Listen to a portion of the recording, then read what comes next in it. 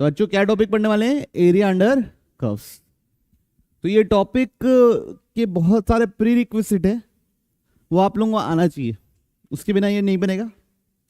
पहला, curve sketching आनी चाहिए, मतलब डायग्राम ड्रॉ करना आना चाहिए, ग्राफ ड्रॉ करना आना चाहिए। किसका? सारे जो अपन कोऑर्डिनेट ज्योमेट्री में पढ़ते हैं, पैराबोला, एलिप्स, हाइपरबोला, सर्कल, वो तो है ही है। खासकर और बाकी लोग रूट एक्स और ये सब लोगों का भी प्लॉट करना आना चाहिए, ठीक। फिर दूसरा, डेफिनेट इंटीग्रेशन, इंटीग्रेशन आना चाहिए।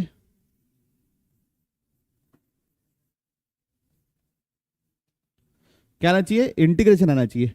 ये दो चीज आना चाहिए, तभी हम ये टॉपिक पढ़ सकते हैं, ठीक। ओके, हम लोग पढ़ने वाले हैं क्या? Area between two curves. Area between two curves, एक एग्जांपल से समझते हैं। X square is equal to 4y and y square is equal to 4x।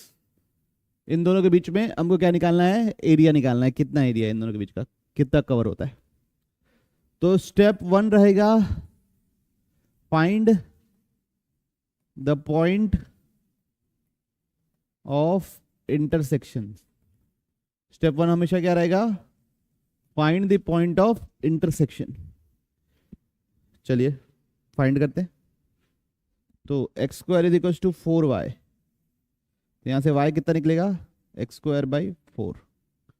Y square is equal to 4x, फिर y की जगह क्या डाल दूंगा? एक्स स्क्वायर बाई 4 का whole square is equal to 4x।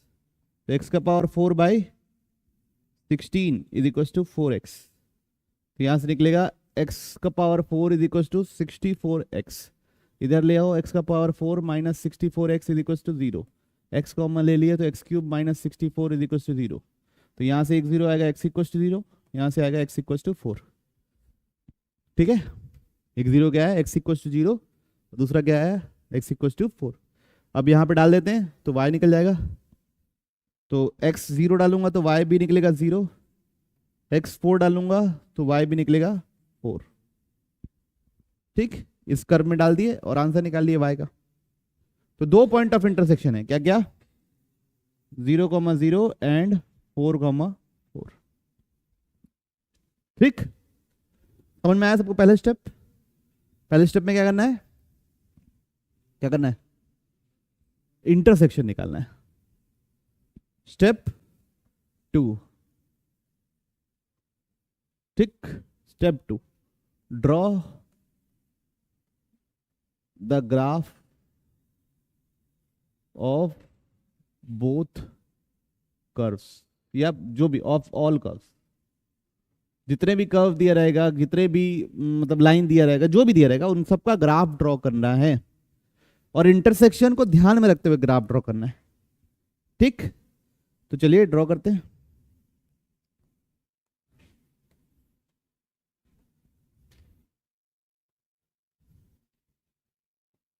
तो एक है क्या बच्चों? X square is equal to 4y, तो वो अपवर्ड पैराबोला है, तो वो ऐसा बनेगा। ये क्या पैराबोला है? Upward. X square is equal to 4y, है ना? पता है आप लोगों को, ये पता होना चाहिए, ये मैं बोल रहा था, ये प्री रिक्विजिट है। और y square is equal to 4x,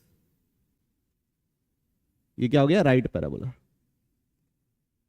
दोनों कहां कहां टकरा रहे हैं?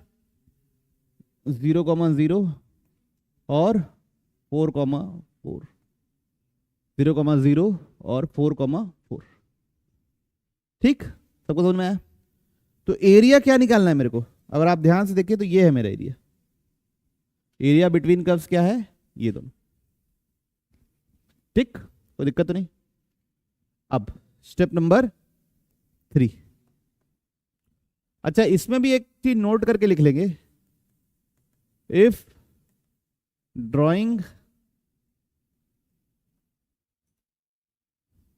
Graph is very difficult,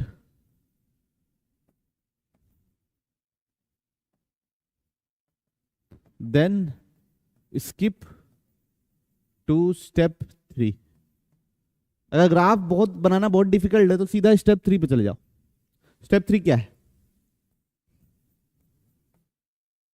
choose a vertical और horizontal strip depending upon situation, जो भी अच्छा लगता है, वर्टिकल या हॉरिजॉन्टल। ठीक, तो यहां पे मैंने अभी के लिए आप लोगों के लिए क्या चूज कर लूं? वर्टिकल चूज कर लेता हूं। तो वर्टिकल स्ट्रिप चूज किया, ऐसी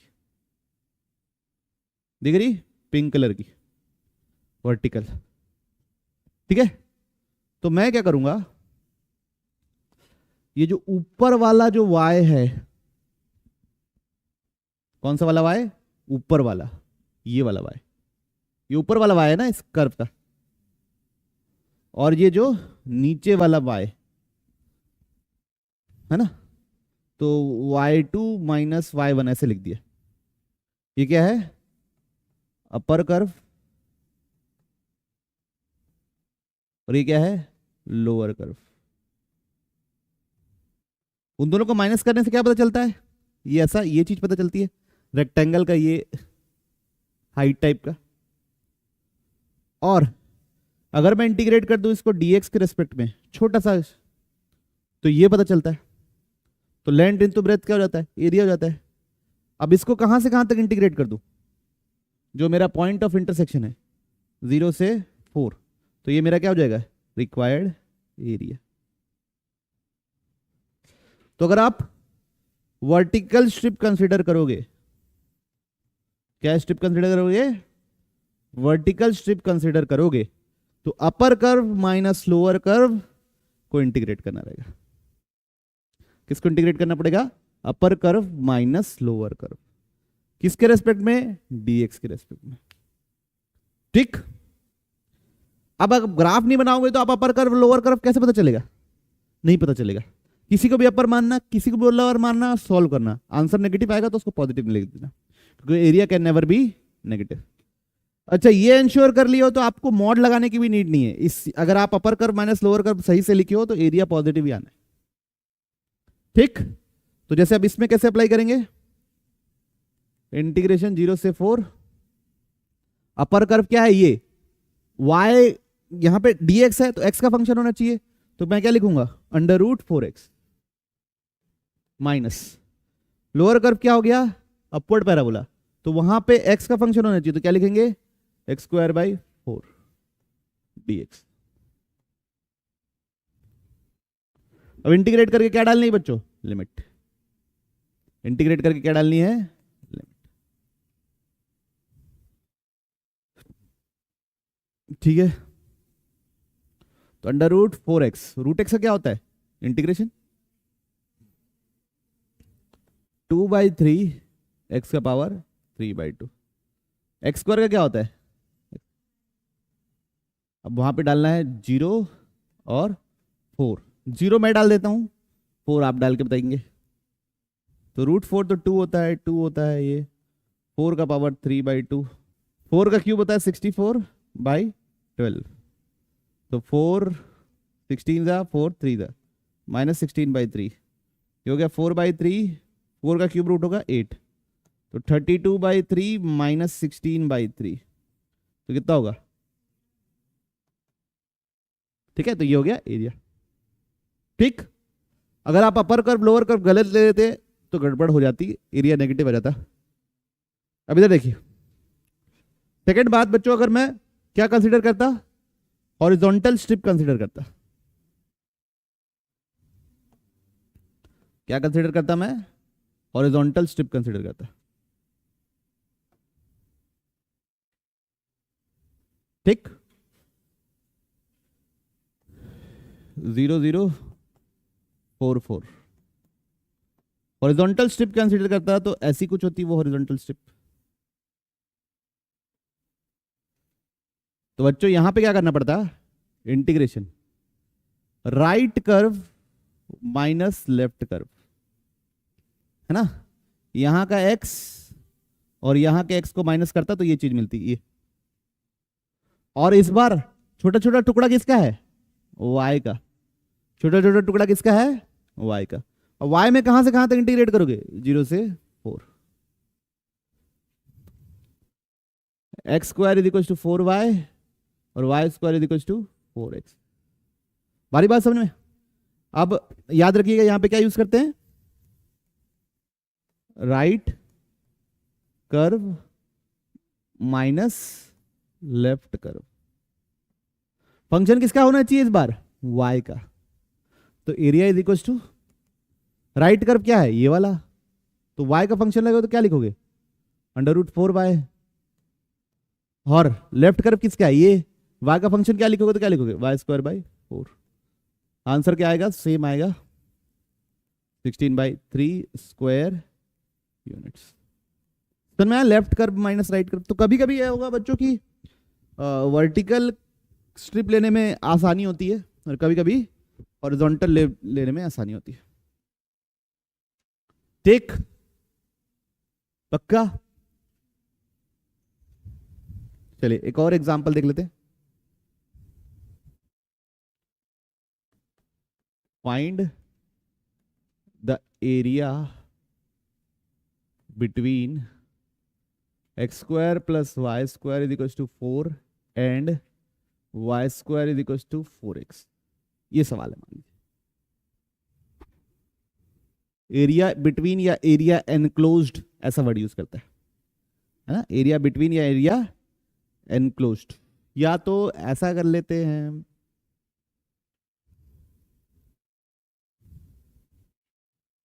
ऐसा कर लो, इसको थोड़ा सा प्रॉब्लम को बदल लेते हैं। यहां पे लेस देन इक्वल टू लिख दो, यहां पे ग्रेटर देन इक्वल टू लिख दो। ठीक, यहां पे लेस देन इक्वल टू लिख दो, वहां पे ग्रेटर देन इक्वल टू लिख दो। चलेगा? चलिए, तो सबसे पहले दोनों का क्या निकालना है? इंटरसेक्शन। x² + y² = 4 और y² = 4x का इंटरसेक्शन निकालना है। तो y² की जगह 4x डाल दिए, तो कितना निकला? x² + 4x - 4 = 0। क्वाड्रेटिक फॉर्मूला लगेगा, कितना निकलेगा? x क्या? -2 ± 2√। ठीक है, अब देखिए x इज इक्वल टू -2 + 2√2 या -2 - 2√2। बच्चों इसको नहीं ले सकता। क्यों नहीं ले सकता? अगर मैं यहां डालूंगा तो y क्या आ जाएगा? y² नेगेटिव आ जाएगा, तो ये पॉसिबल नहीं है। तो x क्या है? -2 + 2√2। ठीक, कोई इशू? पक्का? अब देखिए मैं पहले दोनों कर्व ड्रॉ कर रहा हूं। एक है सर्कल और एक है पैराबोला। ठीक, एक सर्कल है और एक पैराबोला है। सर्कल का क्या चाहिए? अंदर। सर्कल का अंदर और पैराबोला का बाहर। पैराबोला का बाहर चाहिए ना? कैसे जज करोगे अंदर की बाहर? जैसे ये वाला पॉइंट ले लिया, ये वाला पॉइंट क्या कहलाएगा? 0,1। 0,1 इस इनइक्वालिटी को सेटिस्फाई करेगा? करेगा, हाँ। मतलब पैराबोला कहां का लेना है? बाहर एरिया। मतलब मेरे को ये एरिया निकालना है। मेरे को क्या एरिया निकालना है? ये एरिया। ठीक, पक्का? तो देखिए मैं कैसे निकालूंगा।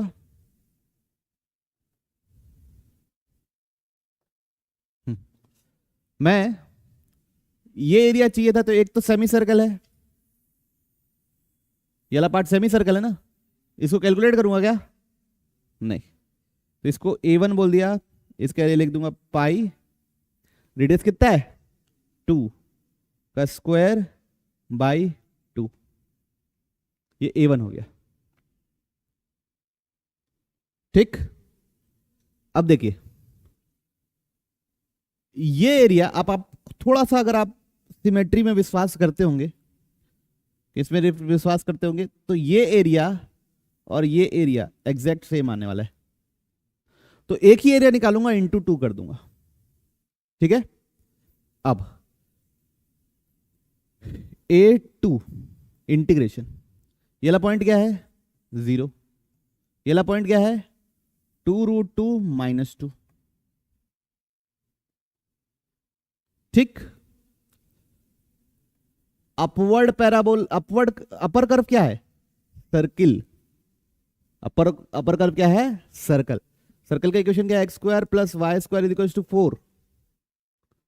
तो यहां से x का फंक्शन चाहिए ना मेरे को, dx के टर्म्स में इंटीग्रेट करना है तो, है ना। तो यहां से y कितना निकलेगा? Under root 4 minus x square, ठीक है। माइनस लोअर कर्व क्या है? पैराबोला। पैराबोला क्या है? Y square is equal to 4x। तो यहां से y कितना निकलेगा? Under root 2 under root x, ऐसे लिख दो। तो ये जो आंसर है इंटू 2, दोनों का सम क्या होगा आपका आंसर।